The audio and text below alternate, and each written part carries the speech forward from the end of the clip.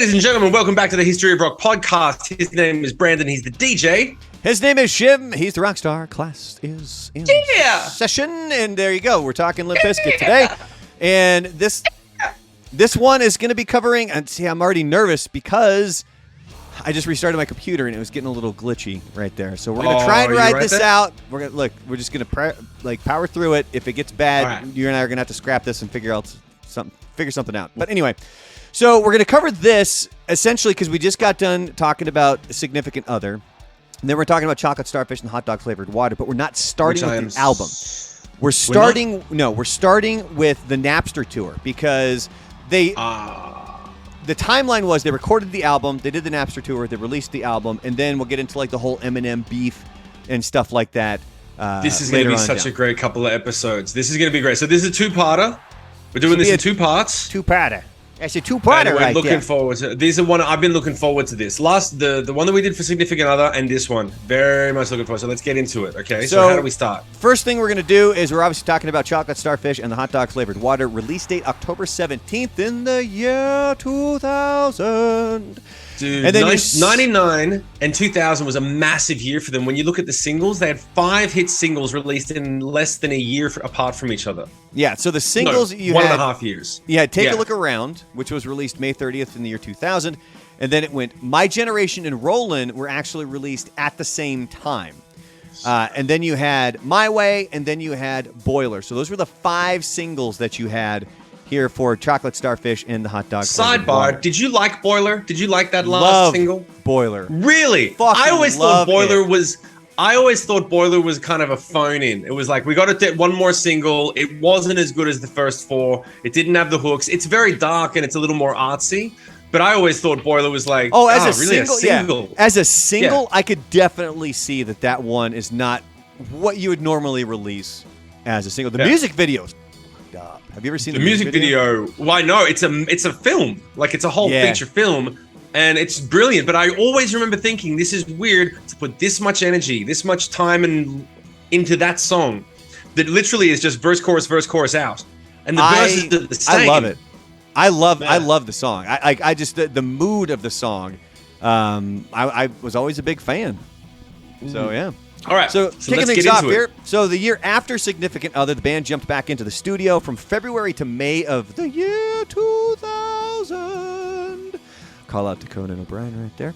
And this was to record Chocolate Starfish and the Hot Dog Flavored Water. Now, before the album was released, Limp Bizkit, they did a free tour that was sponsored by Napster, the Back to Basics tour with Cypress Hill. And obviously the big thing of note here with it being Napster was that Metallica had a major problem with Napster, and so, of course, Limp Bizkit decided, well, we're going to do the complete opposite then. We are going to now go have them sponsor our tour, and it's going to be a free tour. Like, we're not charging people for this thing. Yeah. So, I really, do we get into how they got paid for that tour? Because it really pissed off everyone in the fucking music business. You might not realize how pivotal that is, but Napster basically was the benchmark of we're going to steal everyone's money and then just make it disappear. We're just going to make it, we're going to devalue the thing that everyone's making. And Fred Durst was the first. Metallica got hated because they were the first people to turn around and say, fuck those guys, they're wrong. Limp Bizkit was loved because they were the first band to say, embrace this, they're awesome, music should be free. And in reality, it's kind of a dick move. It's great for the fans, bad for the artist, because then anyone else who turns around and says, dude, I don't like Napster taking my money, the fans look at them and go, man, Fred Durst cool with it, what's your fucking problem? It was a big deal. MTV did a whole all-access special on the tour with VJ Brian McFadden or McFadden? McFadden, following the band. Now, you have something here, but I didn't I didn't know Brian McFadden. He didn't, MTV and all that stuff, very American. The singles and the record and the tour for Limp Bizkit made it over to Australia, but all the MTV shit, all the promotional stuff they did that they became infamous for, that didn't make it over here. Nah, and I'll get to that here in a minute, because I'm looking up. I put in that the name of the tour was the Back to Basics tour, but I'm not completely. Oh yeah, it says here the Back to Basics tour will kick off July 4th. It was the Limp Dependence, which that's something that will come up later on when we're talking about the name of the album. But yeah, so Brian McFadden, he was this dude. He was kind of like he looked like he could probably be in a boy band, but following him on this MTV All Access special, it literally felt like he was just excited to be around famous people, and not like fangirling it. But I don't know. Like I always got a weird vibe from Brian McFadden, where there was a lot of other VJs that were on MTV where it was like, yeah, that guy's cool, or I fucking hate that guy. McFadden was somehow in this like, is he cool? Is he not? Like, what's going on there with this guy? Is he like a jock that got a backstage pass and just wasn't quite sure what to do with it? No, because yeah, but he didn't play any of the manly sports. Like he played tennis. Oh, okay. That says everything. Tennis playing. No, I don't know if he did or not, but it's just like I put that note in there because I was like, I was never quite.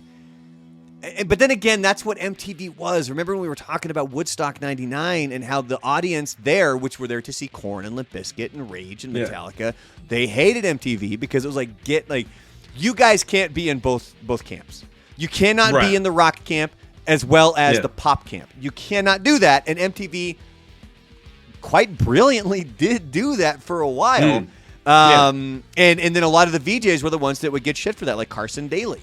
Like, he was a guy that he would be gal palling around with Britney Spears, and all of a sudden he's talking to Korn, and it's like, no, but that I was think the it's job. one of those they can't things blame where, him. they're stuck in the middle of the whole thing, and it comes because you had crews in high school and stuff that were like, if you like Korn and the Bizkit and Deftones, then we hate everyone that likes Britney Spears and the Backstreet Boys. Yep. So for them to be on the same TV show was really kind of counterintuitive, but at the same time, if MTV was only showing Britney Spears and the Backstreet Boys, those guys would have been the first to call in and say, you guys suck, play some real music, man. And then when they do, they're like, we're not sure how to feel about you playing real music, but then thanks for the videos, but fuck you too. Like, it's all a bit weird. Yeah, it would have been like the people who wanted like a Headbangers Ball, but then they would complain about Headbangers Ball. Yeah. You gotta have something to say. It was definitely a weird time for music television, and quite frankly, the last time for music television, because it's all reality shows now, and I started watching Jersey Shore with my wife, and I'm enjoying it. Oh, no, I'm so sorry. Rest in peace. Oh, no, dude, it's great. Are you kidding me? You like it? Oh, fuck yeah. Where's the beach? No, we're on the Limp Bizkit train. I don't want to get on the Jersey Shore train. Sorry. All right. So the special takes place where? No, this is mine. Shut up. The special takes place for the tour stop in Detroit, Michigan. There's going to be 2 shows that were going to happen that time. So Durst, he would call into the local radio stations to announce when and where to get in line for the tickets, because like we said, they were free. Yeah. And they have footage from their hotel where Fred pays Vern Troyer's manager, who is also a little person, $3,000. Why did I need to say that? $3,000. Because Vern Troyer was a little person. Vern Troyer's mini-me. No, I get it, but I don't know why that's relevant. I'll find out in a minute. $3,000. They paid him. They paid him $3,000 to spend half an hour naked. He also pays one of his assistants to shave his head like a bald guy for $1,000. So they treated him like a whore. Fred would just like throw money around to get people to do crazy things. And so Vern Troyer's manager, who was also a little person, strips butt ass naked, and then they take Fred's assistant or one of his assistants, and so they don't obviously just shave his head completely. They leave the sides and the back, so it looks like he's like Dr. Phil. And that's what they were doing with that. So, yeah, I mean, you could tell that Fred was, like, he's a guy that liked to spend his money. So MTV, they ended up going to the front of the line where people were lining up for the tickets, and they go to these 2 girls who were the very first ones in line. They said that they had gotten there at 2 a.m. So they end up putting, God, I remember even at the time when I watched this stuff live, like, I'm pretty sure I was home this weekend watching MTV All Access on this Limp Bizkit tour. And they put one of the girls on the phone with Fred. And she's like, do you remember me? I'm the one that gave you all those poems. And there's this confusion where Fred's like, Holmes? Poems. Bones? Poems. Oh, poems. Yeah. And it's like, did you fucking think he was going to be like, oh, yeah, like, I remember you, and this was amazing. And so they go on this really awkward conversation. And then it wraps up with her going, so what are you going to do? Are you going to help me out? Are you going to help me out with my poems? Like, I don't know why she sounds like a Valley girl. Like, are you going to help me out? And it's just, it's so fucking awkward. Again, this is on YouTube. For anybody who doesn't believe me, like, go watch this. I need to see that now. And then, so the next thing, Fred ends up going to the front of the line, and there's one guy there that won't take his headphones off. And even while Fred is talking to them, he's holding them to his ears, bobbing up and down. That strikes me as strange. He's in the front of the line, he's just doing this while Fred Durst is right there trying to talk to him. So Fred shows up, and then all the guys and girls that are at the front of the line kind of corral around. And this one dude has these headphones on, and he's just fucking bopping up and down. And I'm telling you, guys, go watch this. It's on YouTube. And Can you put the link in the description? Put the link down there, because I got to see it. He's got, like, it's to one point where he takes the headphones off, right? So he's like this. Yeah. But he's got it right here. And Fred's talking to them, like, hey, so how long you guys been here? What are you planning on doing? You know, we're probably going to bring you guys some food. And the guy's like, we have a party. And he's just, I'm like, this guy, like... Is he on drugs? Like, no. He's definitely on drugs. I don't think. Wow. I think he's just that guy. Like, no joke. I think he was just that guy. But there's a reason I wrote that note in there, because it stood out to me back then, 20 goddamn years ago, when I watched this live, and even now I'm like, I wonder what happened to that headphoned jackass. He's probably still there. Like, where'd everybody go? He's probably go? still got his fucking headphones on. So as they're showing kind of behind the scenes stuff, Wes Borland, he's got this full suit that lights up, but it starts causing feedback with his guitar. Yeah. And so and he starts to get pissed. Like, because he'll have the guitar out, and then the second he brings it close to his body, you hear like that. So then Fred recommends, hey, so what if you put a towel between it? Like, try that. So, and you can tell Wes is pissed because he's put a lot of time and effort into, like, he built this suit himself.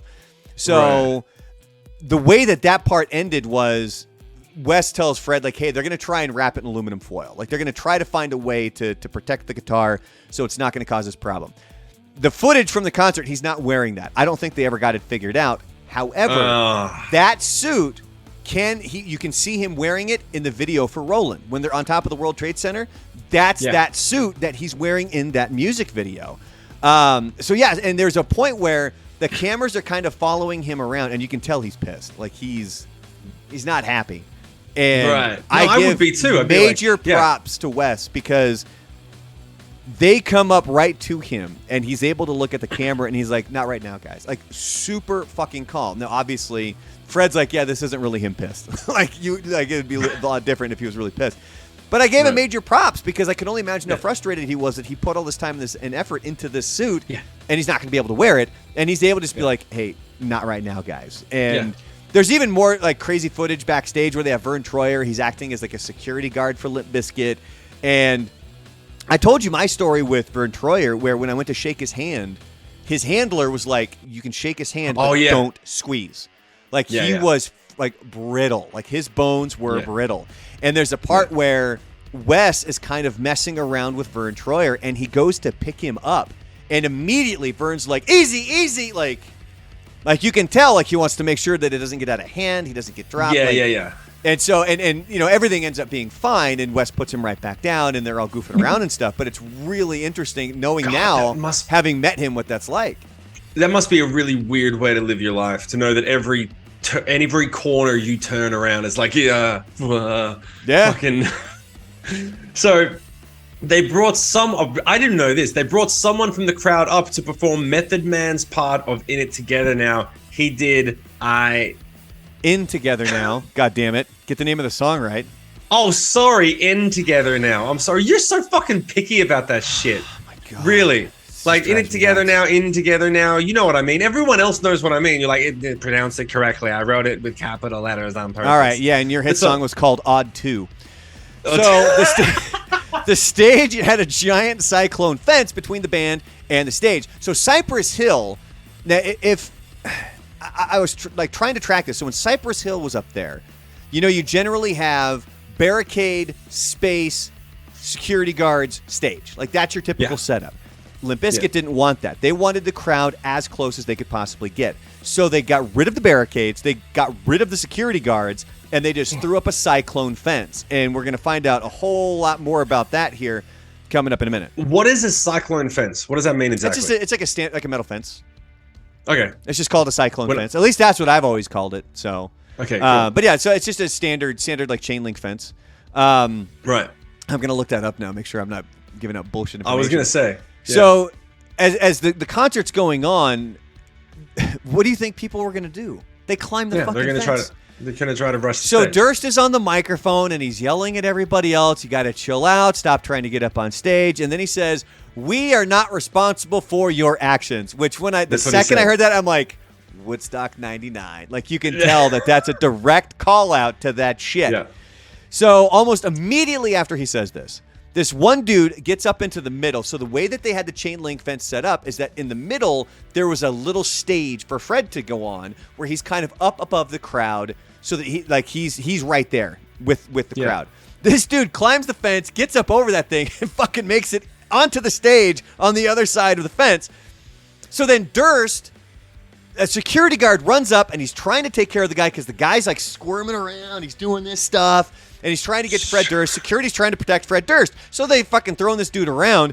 So then Durst gets on the microphone, and he calls out the security guard. And he says, "Let's hear a big fucking fuck you for this security guard right here." And it's like... What?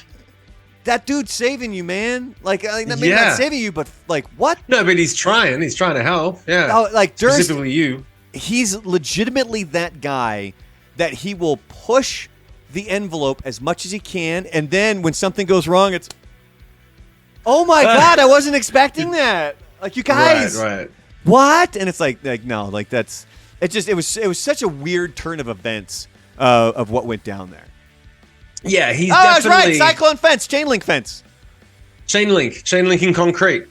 So he was always known for being the type of guy that it was just, how do I get as much controversy to happen? But I think that might be part of the reason why the band didn't survive at that level for a very long period, because after a while, people were like, it's a one-trick pony. You're going to say things to get people riled up, and you drop a big riff, and then Wes left, and the riff stopped, and there was one ballad, and then it was over. It was over as quickly as it began. Eyes. It wasn't even their ballad. It was a cover. Yeah.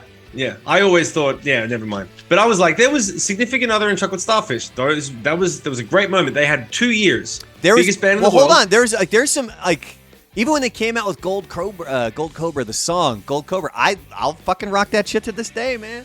Yeah. Fuck you rock that shit. You go ahead and drop that needle. Yeah. You So hold on a second. Let me see. Wait, I think you just. Oh, I summed up what you were saying with the barricade and the space and all the other stuff like that. So I'll just jump into the next one here. So during a break in the show, they kind of go backstage and they're sitting in the staircase and they start talking about some of the difficulties of the setup. And one of them is they can't really see the crowd because the chain link fence, despite the fact that you can see through it, it's difficult for them to really get a vibe from the crowd. So they contemplate cutting some of the sections off that night. Yeah. And a lot of the production manager says that doing that, it's going to weaken the cage and this is not going to be safe. So ultimately they ended up saying, no, we don't have to worry about, let's just leave it as is for tonight and then we'll adapt later. And then, of course, after the show, they have interviews with the managing staff and the production staff. And they're like, it's like any concert. It's like, the first date, there's always stuff that goes wrong.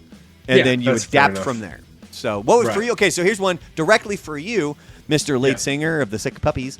What would you say was the biggest thing that had to be changed from a first date of a tour that you guys were on, or even as on the solo time? Was there something specifically that stood out? We got to change that, man. No, it was always gear. It was always a gear problem. I wish it had been something with security, but we always had.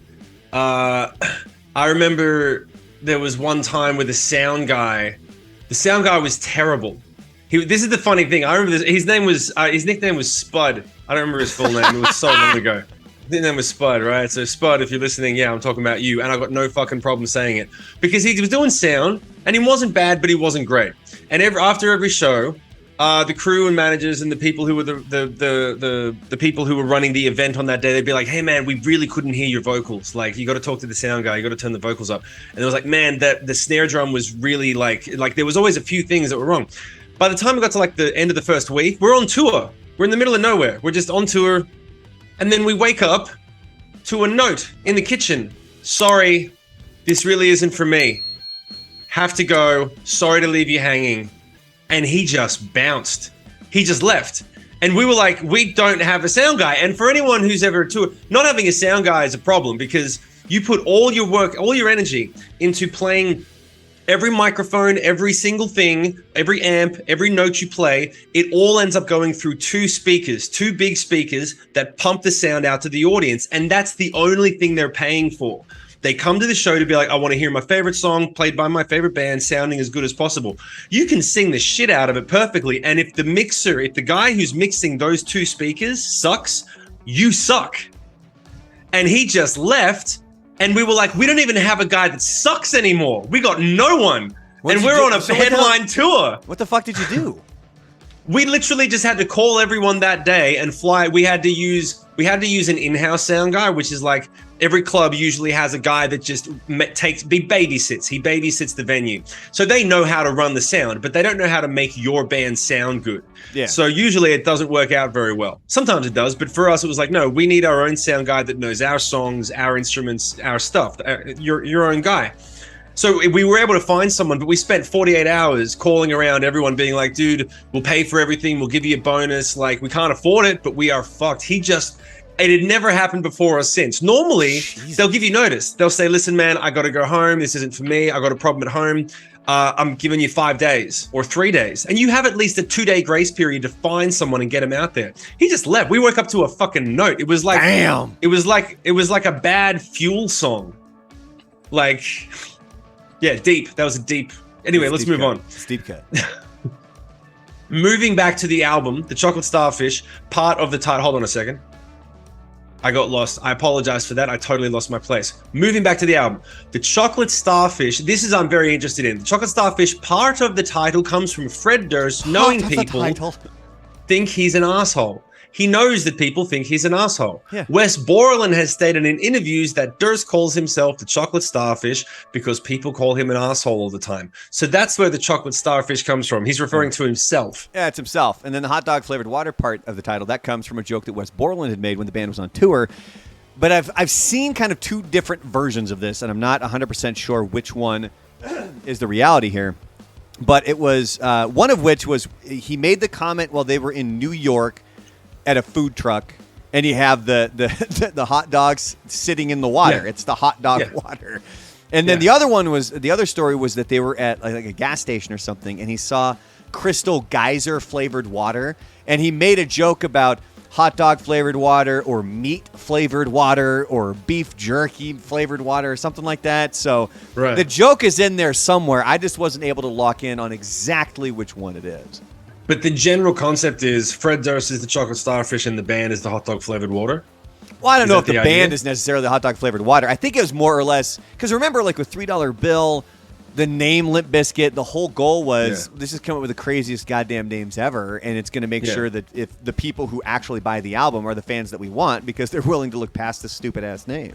Sidebar, did we actually get into the last episode where Significant Other, the name, specifically came from? I don't remember if it was as big a deal. I don't think we did. No, because Significant Other was not nearly as controversial as all the other names they gave all their other shit. No, I was assuming just because with tracks like Nookie and the theme of the album was kind of about a significant other. A lot of it was like half of it was a breakup album. It's funny how breakup albums are usually the hits for a band. They're coming from a real place. Well, going back to it. Hold on, it's funny because you bring that up because I know with Beck there was an album that he did where he admitted that he was kind of in a really good place, like in a relationship and life was good. And when that album came out, people were like, "Ugh, like, this isn't good." And it's like, God, like that's what sucks. Like, does he need to be miserable to make good music for us? And kind of sparked that whole conversation a little bit there. It's an endless conversation that will always happen back from when Shakespeare was around. They'd say, we want you to be happy, but not too happy. Yeah, because we want you to be happy enough. We want. Yeah. That's you on one. What basically means is we want you to be happy enough that you'll continue to be sad enough to make the things that make us happier. Yeah.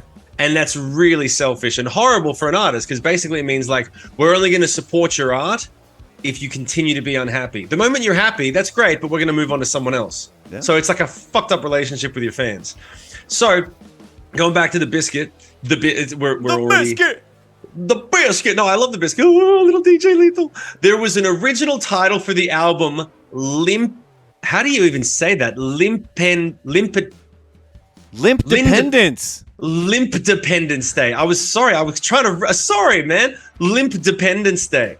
But the band missed the deadline for a July 4th release date. Plus, there was a lot of people that thought it might be a little hard to pronounce. Yeah, just me. Go ahead, Brandon. But see, again, the name of that tour, like the Limp Dependence Back to Basics tour, and that was which is funny. When you look up Back to Basics tour, by the way, there's so far, like Korn has done like 4 Back to Basics tours. They did one with Limp Bizkit. There's another, like Limp Bizkit's done more than one Back to Basics tour. Because essentially what I've noticed is what'll happen is when a band gets big, they'll kind of start to play the same songs. They play the hits, they play the singles, and then it gets kind of repetitive. Korn fell into this rut, unfortunately, where you knew that when they stepped off stage, Jonathan Davis was going to come out to Chutes and Ladders, and you were going to get the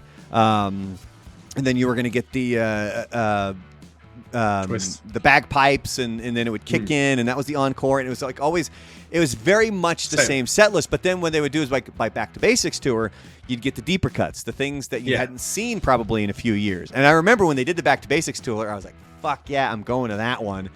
And then and it was great, and it was an amazing concert. And that was the whole calling card for that tour. That was what it was. It was see your favorite bands playing the songs that they don't play normally. That was what the whole branding of it was, right? Yeah, and I think it's kind of like one of the things too is that they know they have hardcore fans, diehard fans that have been around for ages. I don't know why this popped into my head, but Incubus is a prime example of one of those bands. I went to college with a guy who was a huge Incubus fan. Why did that need quotations? Because he liked Morning View. What the? You can like Morning. Did he like Morning View and not know Science existed? Had no fucking clue about that other shit. Okay, then fuck him. Fuck See, your and friend. that's the thing. Like I have no problems if you like you can like a later album more than the original stuff. Like I'll probably get drugged through the mud. I love the Deftones' newer stuff more so than the earlier stuff. I love the earlier stuff, but I really dig the sound that they've gone with over the past decade. Right. And it shocked me because we went to see Incubus. There was me and my buddies that I was in radio broadcasting school with. Incubus was coming to town. We went and we kept talking about how this one guy was so excited to see Incubus because he's the biggest fan on the planet. And I was like, dude, you don't know, like, first of all, you don't even know Make Yourself. Yeah. But then you don't know Science. And I was like, bitch, you want to go deep cut? Fungus Among Us, son? Yeah. Oh, that's an album I haven't listened to in ages. But anyway, we're talking about the Bizkits. That was Incubus. But look, you can like later stuff, but don't claim to be the biggest fan of something if you don't know the history of it. Like I've known people like that. There's people I know that are like consider themselves diehard wrestling fans now. But if you mention somebody from 10, 15, 20 years ago, it's a fucking blank slate because they don't know any of that stuff. Yeah, you can like it now, but don't fucking lie and be like, I'm the biggest fan on the planet when you don't know the fucking history. Same goes for sports. If you like a sports team, know where the fuck they've come from. Like, know that shit. Don't be a fake fan. I just love how possessive people get about. Here's the thing. I can understand why people get so possessive about sports teams. I'm not a sports guy. I don't get possessive over sports teams. I've never understood why people get so possessive over bands. Where they're like, because I remember when it happened. I remember the day it happened to me. Check it out. I remember I wanted to be cool so bad. And I was like, I was learning to play guitar. And I was learning to play guitar because I love music and I love playing guitar. But I remember thinking, this might get the other cool kids to think I'm cool as well. This would be great. So I bought One Hot Minute, which was not, everyone was like, it sucks, Blood Sugar Sex Magic all the way, you're shit. And then there was Live Storing Copper, which was, there was Live Storing Copper, which was legit. And then there was, oh my God, why am I Green Day's album after Dookie, which was Nimrod? Blanking. No, Nimrod was in between. Anyway, point is, it was fuck, now it's going to drive me nuts. Go ahead and look it up. I'll look it up and you fucking talk. Right after Dookie. So I went and picked up the album that came after Dookie because that was the time capsule I was in. They were touring that record. So I was getting to that record. Oh, and Insomniac. Thank you very much. Nate, sorry for everyone who had to wait for that. Point being, I went to school and I'm like, yo, I love Green Day. And they're like, what? You got Insomniac just because the singles off that like last month? So then I went and got Dookie. I came back to school and I was like, yo, dude, you're right, man. I just got Green Day's first album. It's so much better. And he was like, that's their third album, you fucking loser, you poser. And I was like, dude, I'm trying to be cool.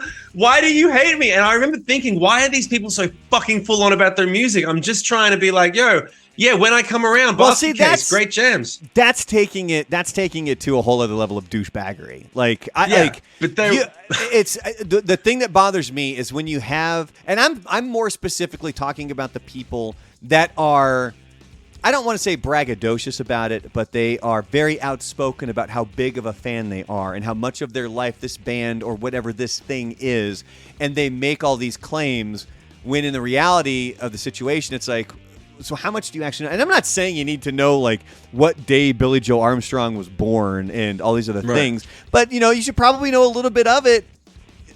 But so basically you're talking about people that walk around peacocking. Yeah. They're peacocking like I know everything and I will teach you things. And then it's like, no, you only know 25% of anything anyway. Exactly. Yeah. That's exactly it. Yeah. Okay. I can dig it. Back to Limp Bizkit. Back to Brandon. Yeah.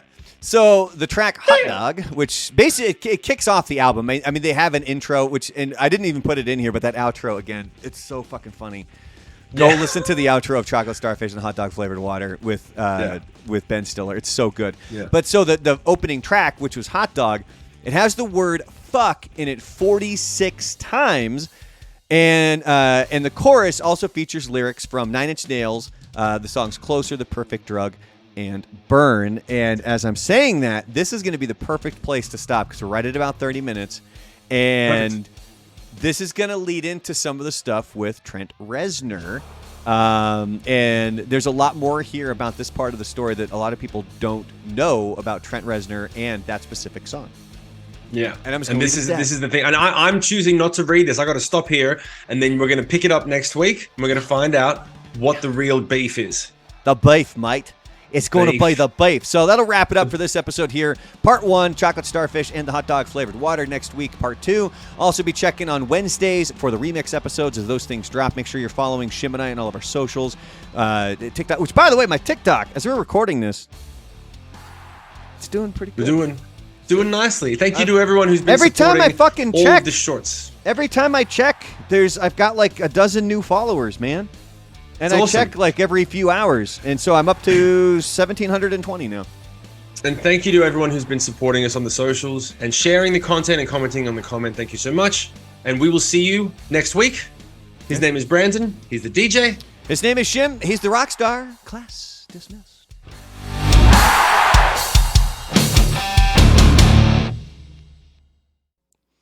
See, look at that. Nailed it.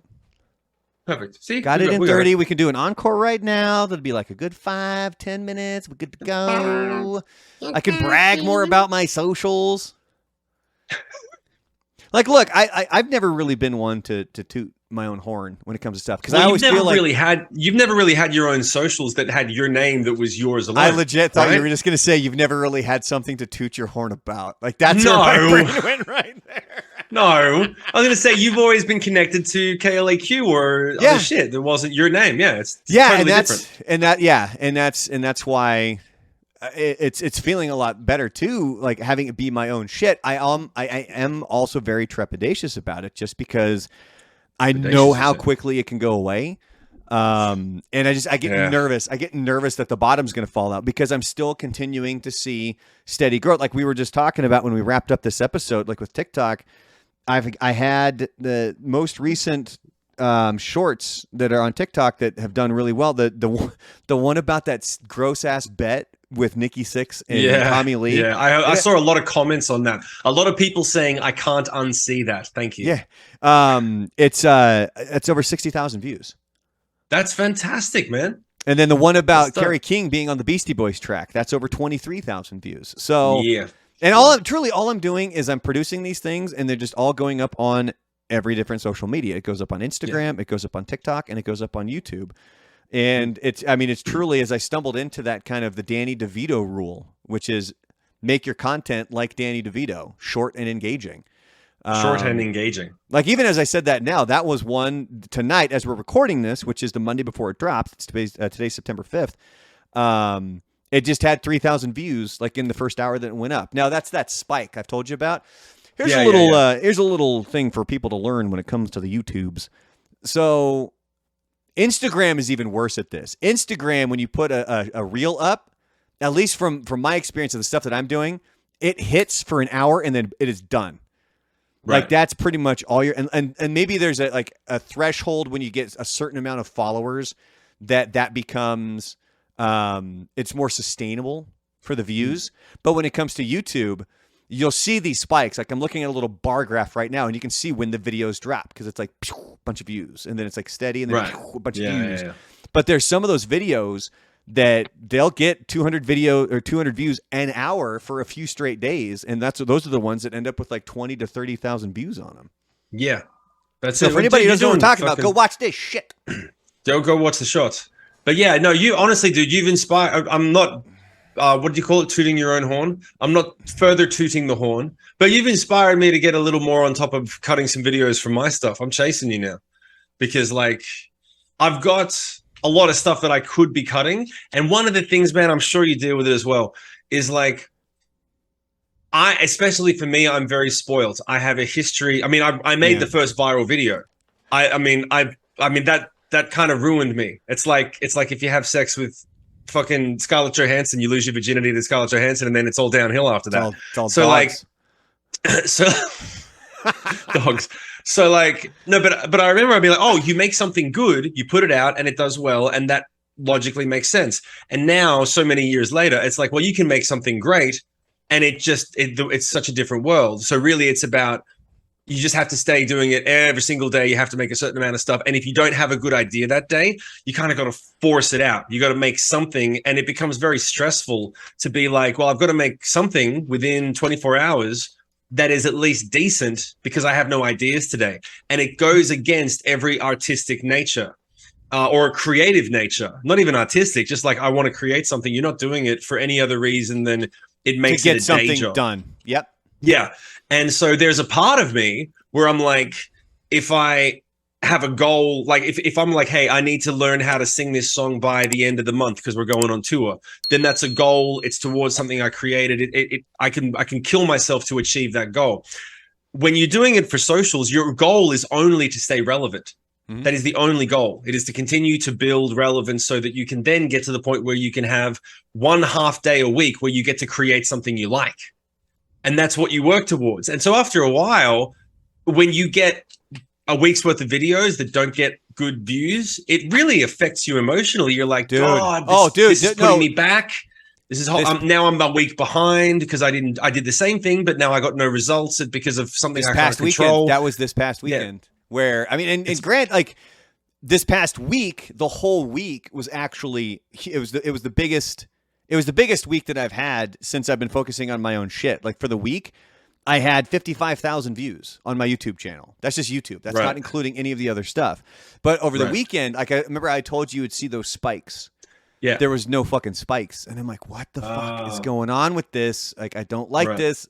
And that's where it becomes difficult, where you need to be able to distance yourself from what you're doing. I'm fortunate enough, like you were saying, how it can become a job, and then you feel like you're doing something because you feel like you have to do it. This thing needs to go up, and then it becomes a 9-to-5 job, which it kind of is at this point. Except I'm starting it at 6 a.m. when I wake up. Yeah, and I'm still not getting paid. But I'm doing all of these things. I'm at least able to talk about things that interest me. Like, I still enjoy it because I've been able to mix in. We do a lot of rock-oriented stuff. The sports stuff does really well. Disney stuff does really well. And just in general, there's one video I have coming up. One of my favorite actors who passed away a year ago, Michael K. Williams. He was the guy, he had a scar from like right here. He played Omar in The Wire, Chalky White in Boardwalk Empire. Loved that guy on film. Like, that guy was so amazing. And we're coming up on the 1-year anniversary of him passing away. I think it's actually tomorrow, September 6th. So I did a whole video about him and how he got his scar, because I thought that, like, that is interesting. He's a really cool fucking guy, and it's unfortunate that he passed away as early as he did. And I wanted to make sure that obviously I'm not going to be the one that brings him back into the news on the 1 year anniversary. But with that being something that will probably trend on that day, I wanted to make sure that I was one of the people out there be like, hey, don't forget about Michael K. Williams. Like, this guy was the shit. Like, dude, I'm telling you, Omar is one of the best written and acted characters in a television series I've ever seen. He's like up there. It's him and I haven't seen it. I've heard of the show. I never watched it. Oh, dude. Sorry. Like, he's the one. He walks through. So he'll come around the neighborhood and he would always wear a big old trench coat and he's carrying a shotgun. And everybody knows fucking run. Like, when Omar's coming, run. Right. And so what you would always hear is, Omar coming, Omar's coming, Omar's coming. And then all the people fucking scatter. And then you just see him walking through the fucking neighborhood with the shotgun. It was just so fucking brilliant, man. I'm telling you, season 1 of The Wire might be some of the best television that's ever been created. Damn. Okay, cool. Yep, another one to get on the list of things to do when I get time. Oh, and then there was man, what was the other? Because there's 2 television show characters that are arguably my favorites, written and acted. So Omar is up there, and then Bill Haverchuck. Did you ever see Freaks and Geeks? Oh, a couple episodes. I remember everyone started there. Yeah, it's how. Yeah, everyone it's started. It's like fuck,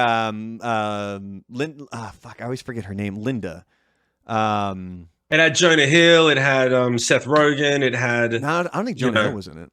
Oh, Linda. Yeah, Linda Cardellini, James Franco, Seth Rogen, Jason Segel, and Martin Starr, who's one of my favorite actors. He played Bill Haverchuck. Fucking amazing. Right. Awesome. So, have you ever heard of Oztag? You ever heard of this thing? You've heard of Australian rules. Check this out, okay? Fucking. Not OZ, AUS.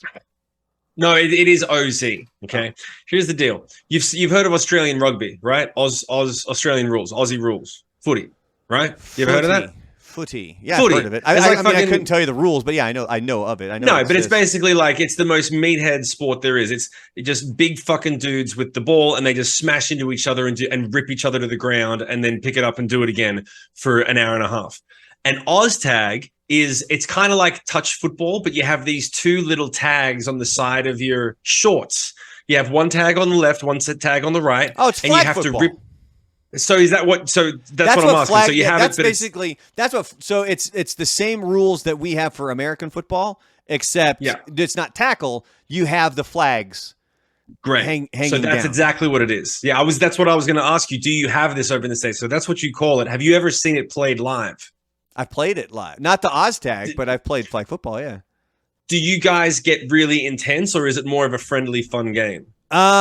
So there was a tournament down in Florida, and we got together a radio station team, and we were fucking terrible. Like, we played 3 games, we lost all 3. I think we scored 1 touchdown. It was a train wreck. And we were so they had it broken down into divisions based on age group and everything else. And we were in the lowest one, thinking, let's just go and goof around and have fun. And then as we show up to our first game, it's all these fucking dudes where it's like, did you just get cut from the fucking Dolphins? Yeah. Like, what the fuck, man? Like, this is the lower level. What are you doing? Yeah. And so it couldn't get too intense because you would get penalized for that.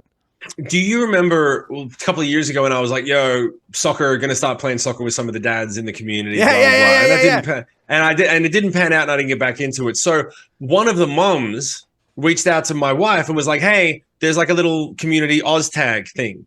And I played 5 years ago, and I've got a couple of friends that have never played. We're just going to put a couple teams together, and we're going to have fun. Cool. So we go out there to support my wife, and they're like, "Hey, Shim, do you want to play?" And I'm like, "Oh, maybe." Wait, not your sure. wife is playing?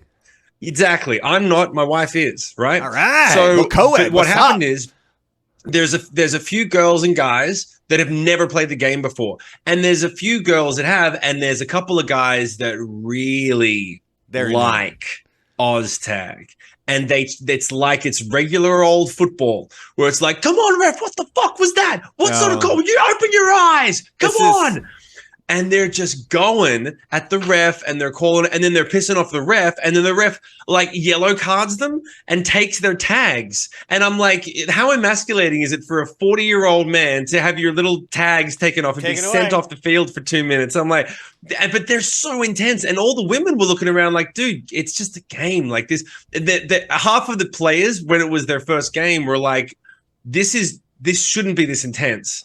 And you can see it's like, you wonder, like, are you projecting boss rage after work at random people who are currently holding a football? Or do you just, like, you got things from when you were a kid where, like, I just love this game so much and I got to play it and this is what I look forward to all week? Because everyone else was like, I just want to have fun. This is getting really tense. It's getting real tense. It's the competition factor. And it's one of the reasons why I stopped playing softball as an adult, because I guess I'll toot my horn a little bit. I was really good at softball. Like, I played baseball through high school, and then when I picked up softball at age 25, I was one of the better players out on the field. And the first team I played for was with my buddy Tom, and we were the unadoptables because it was all these guys that nobody else wanted on their team, and I just started. Right. So we were terrible. Like, we'd get the shit kicked out of us constantly.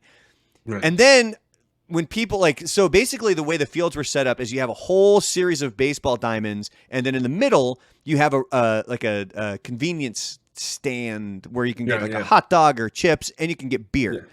First games, I believe, started at 6:30, and it was games every hour. 6:30, 7:30, 8:30, 9:30, 10:30 being the last one. So guys could just sit there and drink beer. And you'd never have to pay. I mean, if you just showed up, there was always a team that needed an extra player. So if you just sat there and hung out with your gear, people would constantly come up, hey, will you come play with us? And depending on the level and depending on the group, it was strange how hard fucking core some of these dudes were. And I just would sit back in awe where I'm like, it's no longer fun. Yeah, because it takes the fun away, man. It really does take the fun away, because you're scared if you make a mistake or whatever, you're going to get yelled at by a team member that's like, my life is in this. Well, there was one, we got to wrap this up, but there was one where one of the guys on our team had hit a ground ball, and I constantly warned them, because in softball, you don't wear helmets. Like, you're not having the pitch coming at you, so you don't wear helmets. Right. I kept telling them, when you guys run through first base, cover your head. Do this. Right. Because, I mean, again, most of these guys, they maybe played baseball like me through high school, but the throws would go fucking errant all the time. So I tried to reinforce this to them. When you get running down the field, or when you get to first base, cover your fucking head. This one guy didn't do it. The dude that threw it, who was playing shortstop or third base, it might have been third base, fucking humming in, dude. Just cracks the dude on the jaw. And you just hear this. I mean, it was harder than a fucking punch. Like, it sounded awful. The guy takes like a few steps, like stumbles, and then just fucking eats dirt. And he gets up, and it's just blood. Oh, Jesus. Pouring down his fucking mouth. Was his jaw broken? 2 places. Shattered. Oh, Jesus. For the softball, what was the guy? Here's the thing I don't understand. If he's running between first and second base, was the guy trying to tag him with the ball? No, the guy was running between home and first. The guy that hit it, the guy that got hit, he had hit the ground ball to third base. The third baseman threw it to first, but the first baseman couldn't get to it. And so since he missed it, it was just fucking right there, dude. Jesus. Like, you could see the stitches indented on the guy's face. And it's like, man. God damn. And again, I've spoken with Myra about how I think it would be kind of cool to go out and maybe play some soccer here in El Paso. Like, I think it would be fun. But there's always those guys that just take it to this new level. And I have my own competitive genes that I need to fucking squash in these moments, because I get crazy fucking competitive. I'm really on the fence. I want to talk to you about it for a second, because I'm like, I want to start doing a martial arts discipline. And I'm trying to figure out which one. And I've heard from a couple of people that are like, hey, okay, if you don't want to fuck up your hands because you play guitar, Brazilian Jiu-Jitsu or Aikido are good places to start, because I'm starting fresh, right? I just want to do something that doesn't have that competitive edge with, no matter what, it's going to be competitive. But if you wrap your hands and wear gloves, you're not going to fuck your hands up. You're more likely to damage your hand in jiu-jitsu. Like, you're more likely to break... How come? You're more likely to break a finger in jiu-jitsu than you are in boxing. Or even kickboxing. Yeah, I'm not worried about a finger. I'm worried about my wrists. Same thing. Because your wrist is where the... If you do it properly, you're not going to hurt anything. Now, me, the problem that I ran into when I did kickboxing, The problem I ran into is my shoulders are fucked. I've had 3 shoulder surgeries. They're just they're completely riddled with arthritis because of kickboxing. No, from like it's like how I was born, like fucking back to baseball and stuff. So it's one of those unfortunate things. It's how my body's built. And one of the drills that you do, whether it's boxing or kickboxing, it's just 1, 2, nonstop, and you just got to keep going. And my shoulder, they can't take it. My shoulders just fucking give up. Right. So, I mean, any sort of martial art, there's going to be that competitive side, and that was always my issue. I like the idea of it being competitive. It's one-on-one. You're basically competing against yourself. There's another player there who's reflecting, a goal of you want to attain that you can fight better than the other guy, but it's one-on-one. Whereas when you're in a team sport and you're supposed to be a member of a team, but there's like 2 guys that are like, no, we're not a team unless we win. And if we lose, fuck you. And you're going to hear about it. It's just like, I don't need that shit. I really don't. It's not high school anymore. So like, it's like not, I think that you're going into martial arts with a naive attitude a little bit. Yeah, you're probably right. Look, I'm trying to figure out where I want to put my energy, because if I go like, hey, I'm going to do soccer or something like that, then I'll do it for a while and I'll commit to it. But I don't want to commit to it until I know what I'm getting into. So I'm trying a few things, and I was thinking about Oztag, and after last night, I'm like, I don't know. I'll just I'm good. Nah, I'm good. Not for Oztag. Yeah. Okay, so my whole thing with kickboxing is my wife said I was going to be able to have 1 fight. Like she was going to let me go build up to 1 fight, and that never happened, unfortunately, because again, I shredded my fucking shoulder kickboxing. Like I had to have surgery, and it put me out for 6 fucking months. So that's when I finally came to the realization I can't do this. It was after that, because then it got to the point where I was training with my coach Isaac, and then he also had this kid who was like 24-year-old, just fucking mini Hulk of a fucking monster of a man, and we would spar, and he fucked my shit up on a daily basis. Like that's why I ended up buying the full headgear, because I would constantly come home with a bloody nose. He's the one that broke my rib. The first Didn't day you tell him to back off? Was it because he was going too hard, or because you just he was like, he's that aggressive son of a bitch. Like, I'm gonna fuck you up, and I'm like, dude, I'm like 40. Like, congrats, you hit an old man. But no, like it was. So the first drill. So Isaac and I, there was a time where after I had surgery and he closed his gym, we didn't do any training for a while because he wasn't training. We reconnected. The first practice back, we did the tire drill. What the tire drill is, it's basically you take a giant tire and you put your left foot in it, and another guy puts his left foot, or right, depending on if you're orthodox or southpaw. Yeah. And so my left foot is in it. You're not allowed to take your foot out. Right. You got to stay in. And then you just fucking throw. And you're just swinging. And we came to the agreement, we're not hitting in the head. I mean, if he had hit me in the head, I would have been out in a fucking coma for a week. So we came to that agreement, but he hit me so hard on my side, it broke my rib. And dude, did you go down straight away, or did you try to No, keep I going? tried. I thought, man, I ain't no bitch. I fucking tried. I was like, he hit me and I was like, oh, fuck. And I'm trying to punch. And I was like, no. Oh, twice. He knocked me down twice with fucking body shots. So at this time, the agreement with my wife was still, I'm allowed to train for 1 fight. 1 fight, that's it. Win or lose, you're done. But there was now a stipulation. You had better not come home hurt. Or if you are hurt, I don't want to fucking hear about it. So I got home and I couldn't move without grunting because my rib was broken. Right. So I go to get in bed that night and I'm standing over the bed and I'm like, how the fuck do I do this? Like, cause she'd already, like she's half asleep. Like she's just dozing off. And I'm like, I can't make any noise. What the fuck do I do? You can't get in bed without screaming. Like I try to lay down quick. But then the problem is now the bed bounces and I go, and I make that noise and I woke her up.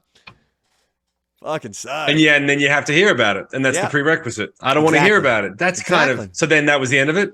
You I broke a rib. Was that when it was, that's when you were done? That was only the first practice. After that I'd come home with bloody noses and all kinds of shit fucked up. How long did you train for before you piked out?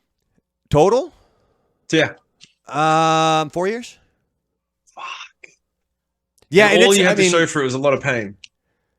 Well, I mean, I'm pretty like if somebody were to start some shit. That sounded like a cat meow. Well, I mean, I'm like if somebody were to start some shit, I could probably fucking do some damage. Like I learned some shit, which is one of the reasons why I wanted to do it. Like I didn't want to just go work out. I wanted to learn something while I worked. Yeah. That's kind of why I want to do it too. I've been working out just for be a long enough. forewarned. I want to learn some new shit. If like boxing is cool, but it is just your arms. But you do get to wear shoes.